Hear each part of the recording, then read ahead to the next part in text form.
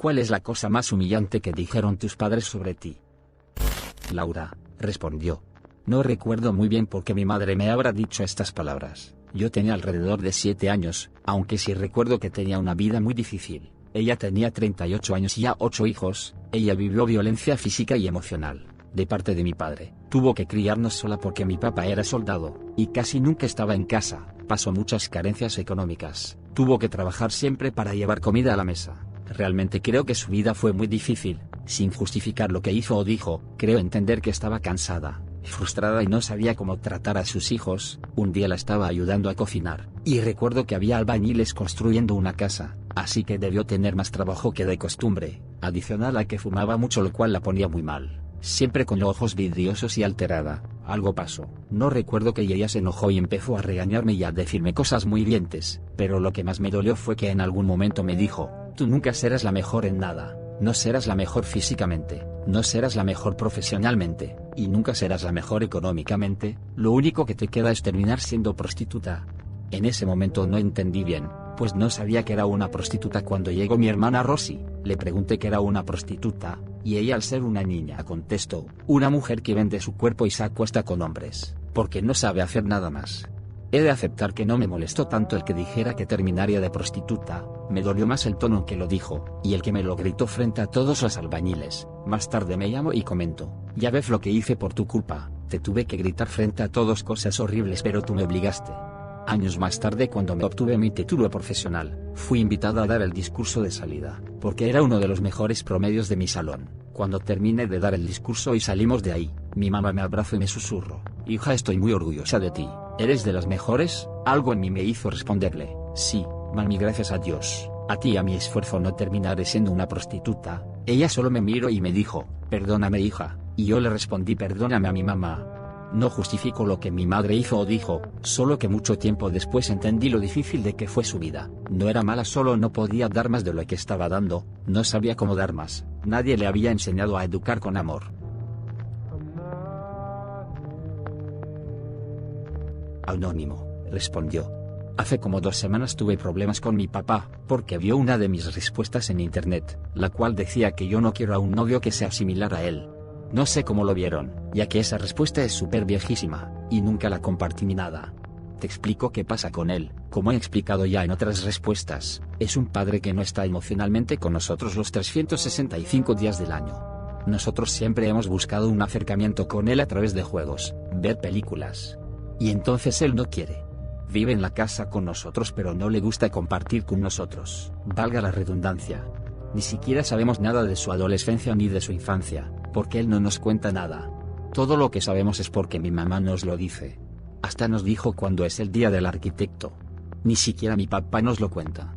Cuando estamos comiendo, es el primero en terminar de comer, y se va así sin más, mientras que mi mamá, mi hermano y yo nos quedamos hablando acerca de cualquier cosa, hasta por media hora. Nos olvidamos de lavar los platos, incluso. Y él se va como si nada a ver televisión. Es alguien que, si no está en una reunión familiar o no hay una visita, casi nunca sonríe. Con mi hermano y conmigo es desapegado, en el sentido de que no comparte con nosotros. Lo que más hace es llevarnos en su carro de un sitio a otro si lo necesitamos, comprar la comida. De vez en vez pregunta una que otra cosa, pero hasta ahí. Mi mamá es todo lo contrario a él, le gusta pasar tiempo de calidad con mi hermano y conmigo. Y le agradezco muchísimo. No es que ella sea muy alegre. También tiene su lado serio, pero se la pasa 100% con mi hermano y conmigo. Entonces, como te dije, hace 2 semanas mi papá y yo tuvimos una discusión fuerte, porque él descubrió que yo escribí esto de él. Si sigue viendo estas publicaciones, me da igual. Él no va a cambiar y estoy diciendo la realidad. Total, te cuento que ese día me llamó y me da risa porque copió y pegó la publicación de Microsoft Word, la aumentó al 200%, porque él no ve casi nada, y entonces me la mostró. La leí y se puso con su actitud de muy serio y enojón, y me dijo que cómo era posible que yo publicara eso, que qué iba a decir la familia si lo vea. Y yo pensando: ok, pero yo tengo 365 días del año esperando que te sientes a hablar con nosotros. Y bueno, siguió enojado, y entonces cuando vi que hizo un medio silencio, me puse a hablarle yo, le expuse todos los puntos por los cuales realmente escribí eso. No dejó que terminara, se fue a su cuarto y cerró la puerta. Ahí me puse a llorar horrible y le grité desde la sala el por qué debería ser mejor padre para nosotros. Pues nada, mi mamá me dijo que esa era su personalidad. siempre me lo dice.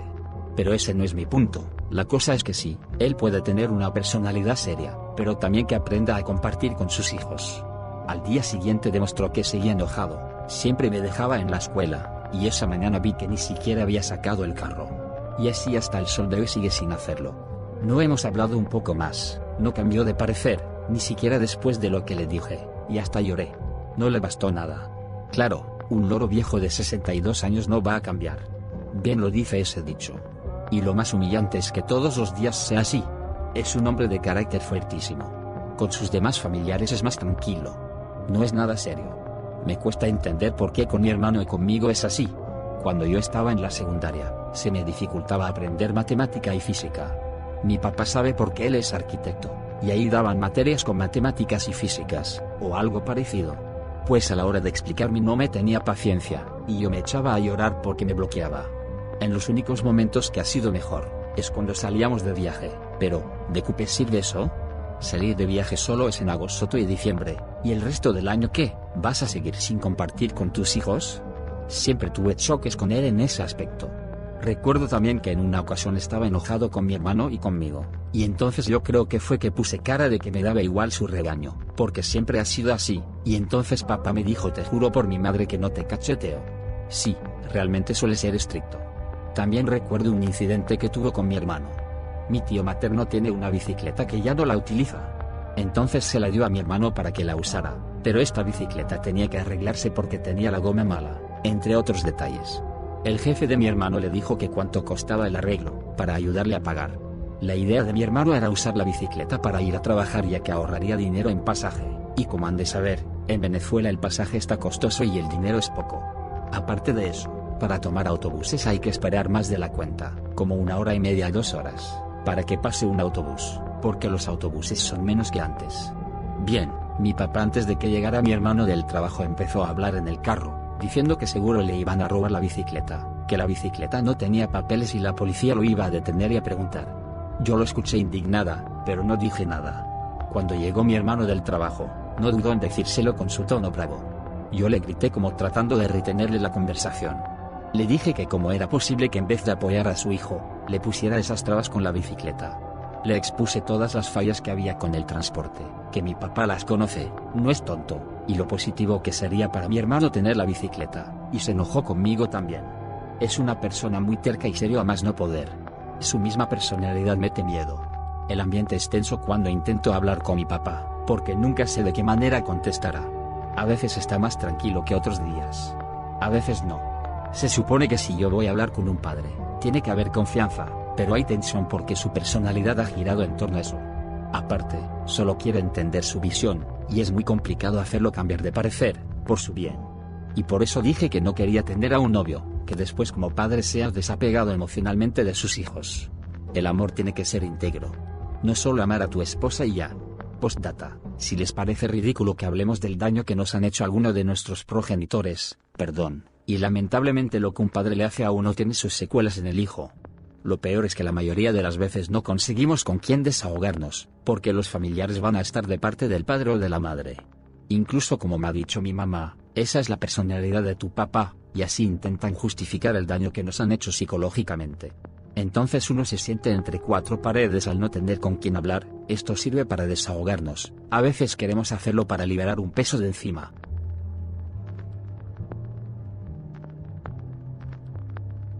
Ariezev, respondió. Lo diré lisa y llanamente, a riesgo que mis malquerientes y no pocos psicólogos amateurs saquen conclusiones aceleradas. Odio a mi madre y mi madre me odia y entrambos nos despreciamos mutuamente.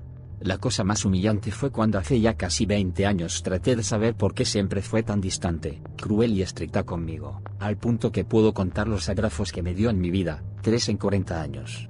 Pues bien, le pregunté humildemente por qué su frialdad y desagrado hacia mí, hasta el punto superlativo de llegar a pensar sus jefes en Aruba que ella solo tenía 2 hijas, dado que a mí siempre me negó la oportunidad de visitarle en sus más de 15 años en la isla, mientras mis hermanas viajaban con gastos de los patrones de mi madre, en una emotiva charla privada. El resultado fue decepcionante. No solo no me dijo cuál era el problema, sino que insistió en que yo era un cara dura por preguntar sabiendo perfectamente cuál era el lío, sino que se explayó por largos minutos sobre el tema, sin decir nunca cuál era la terrible cosa que yo insistía en hacer. Desesperado y triste, la miré a los ojos y le pregunté: «Mamá, ¿entonces para qué me pariste?» La verdad, no tengo ni la menor idea.